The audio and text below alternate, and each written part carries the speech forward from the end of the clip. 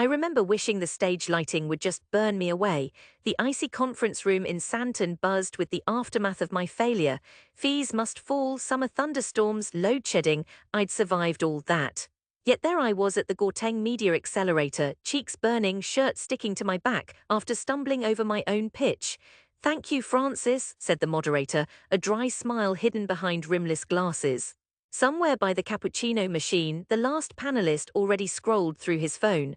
I wanted to slink off the stage but stood planted, hands locked behind my back, eyes scouring the mentors' faces for hope. Instead, a young woman in a teal suit stifled a yawn. My film idea, a documentary about Johannesburg's unseen migrant workers, had been gutted by polite silences and a single pointed question: but who would watch it? Honestly, does anyone care about Mozambican gardeners?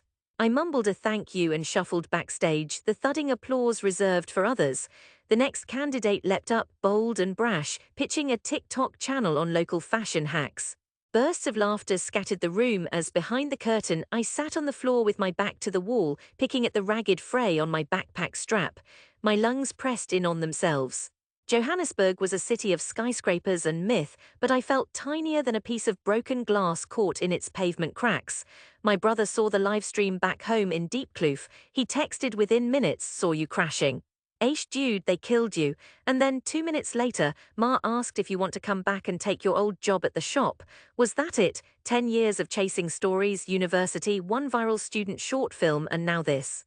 My father's scorn would not be typed, but I could hear it in his silence when I finally called that night. I let the phone ring. He picked up on the third tone, the shortest conversation we'd have that month. "So, what now?" he asked. I wanted warmth, recognition, understanding. All I got was the familiar edge, hard and unforgiving. I pictured him in the tuck shop behind the counter, rolling coins through his fingers, jaw working. "They said it's not marketable, but," I started. "They are right," he said. "People want entertainment, not sad stories. Grow up, Francis." Then quietly, "We always said this film thing wasn't for you. You are not in America. People like us work, and that is what counts." I bit my lip until the threatened tears retreated down my throat. There was no help coming from home.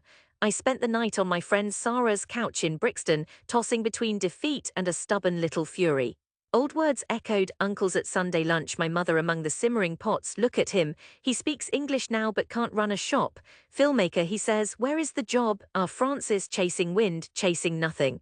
I heard the laughter, the gentle mockery, my own cousins giggling over WhatsApp pictures of my first clumsy short films. Sometimes I'd found it funny too. It was easier to laugh along and survive.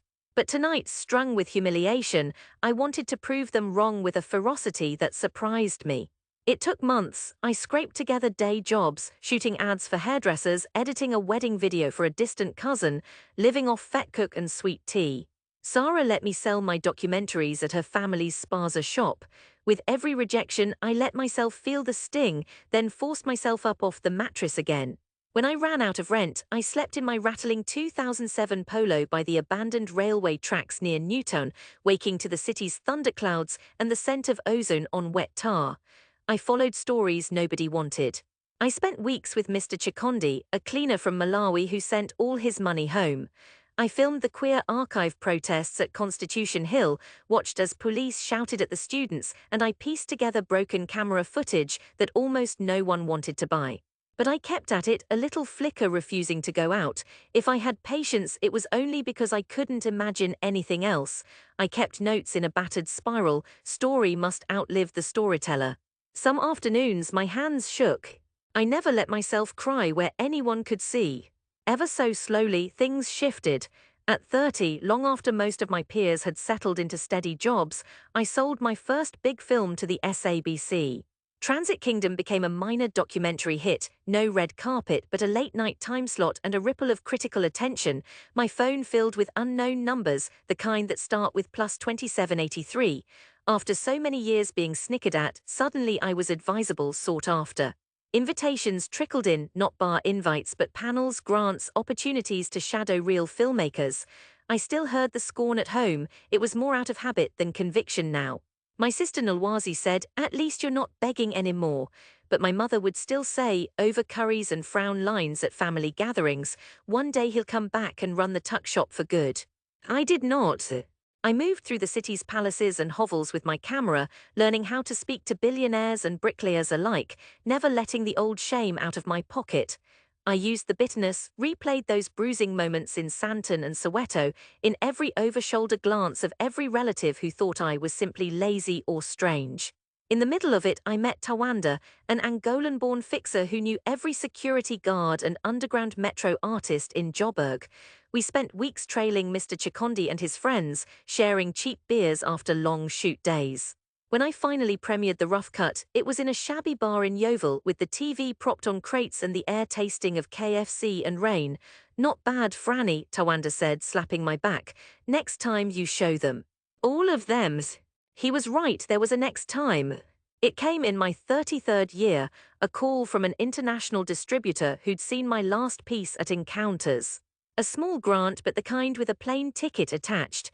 Within weeks, I was whisked to Paris, then Berlin, shuttling between cold halls and cramped hostel beds, learning what it meant to sell a story not just for survival, but for scale. By the time I came back to Joburg, I had an agent and a battered MacBook full of emails.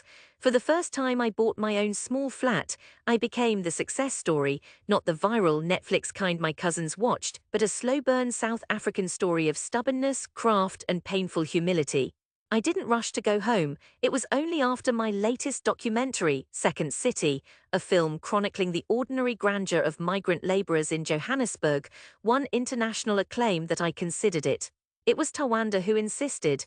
"They treat you like you are invisible unless you are gone, but now, Franny, they cannot." He arranged for a screening at the Diepkloof Community Hall, the old place I'd helped sweep after Youth Day dances, where my friends first called me director Asifalel as a joke.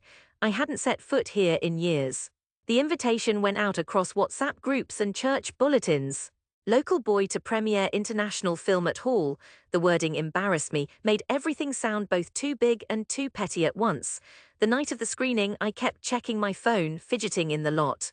Tawanda set up the projector while a school maintenance worker whistled HHP songs as he rolled out stacks of mismatched chairs. The hall smelled of polish and maize meal, faded pride coloring the mural behind the stage. My family arrived in a cluster, Ma first, regal in a blue shweshwe dress, my father silent, arms stiff at his sides, my brother in a Springboks jersey, my aunts and cousins trailing behind, a tangled mass of eyebrows and sidelong glances. Old men loitered by the doorway talking in low tones. Outside, the sky gathered a bruise of purple. As the audience filtered in, the hum of conversation grew. Some faces I remembered, others new, neighbors, teachers, kids I'd once known. I stood at the front, clutching my note cards, heart hammering against my ribs as if I'd swallowed a broadcast mic. Most didn't whisper hello. Some looked me up and down, not hostile but curious, wondering if the stories they'd heard were true. I thought I heard a cousin mutter, "Is the camera big enough?" Another clucked her tongue. At 7, Tawanda dimmed the lights. My film flickered to life against the battered white sheet. The hush fell as the faces of my subjects, the migrants, the builders, the trolley boys, rose from the screen. I'd filmed them to look like royalty. I wanted them seen. For 90 minutes, no one moved. I watched my mother's hands knot and unknot in her lap, my father's lips pressed into a hard, bewildered line. There were moments when laughter filled the air, unexpected joy in small things, a builder rising to lead a choir on payday. There were painful parts, a deportation raid, a worker turned away by doctors. The audience groaned, sighed, sometimes called out in recognition. A woman near the front wiped her cheek.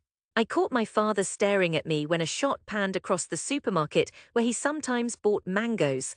He hadn't looked this long or carefully at anything of mine since I was a child. The credits rolled, my name in bold, accented by a swelling choral motif I'd begged my composer friend to finish for free.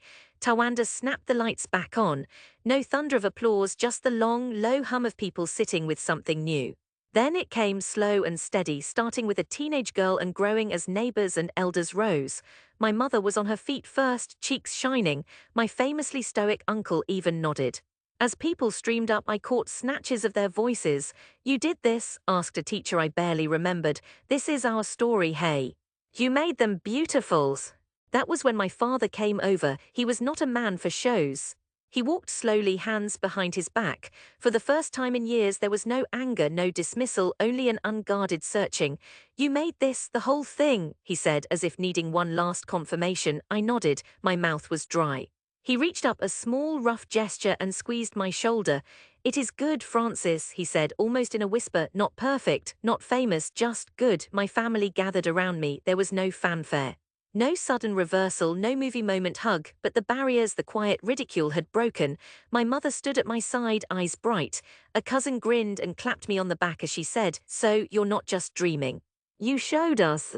That night over tea and leftover boerewors, relatives questioned me about Paris and Berlin. The old stories came up, the conference pitch, the years of scraping by, and now, in their retelling, they sounded less like warnings and more like what they were. The path I had walked sting by sting, step by step. The family buzzed around me not with mockery but with pride, testing out the edges of a new story for us all to share. After the last guests drifted home, I lingered under the eaves of the hall. The noise faded, humidity thickened the air, and somewhere a dog barked in the distance. My father stood nearby, silent, surveying me as if seeing me all over again. "You will show it at other places now," he said, not a question. "Yes," I breathed in, the relief running warm down my spine. He nodded. "You built it all, on your own, don't forget where you started." "I won't," I thought. Because starting, falling, and getting up again, that was always as important as succeeding. I walked home with the dark bursting above and the city's breath on my face. Johannesburg, with its cracked facades and luminous secrets, stretched out in front of me. This time I was coming back for real, not in defeat but in quiet victory. A victory measured not by a degree or a foreign check, but in faces upturned, hearts opened, and the simple, undeniable proof of a dream lived and shown to those who doubted. I was home and they saw me, that was enough.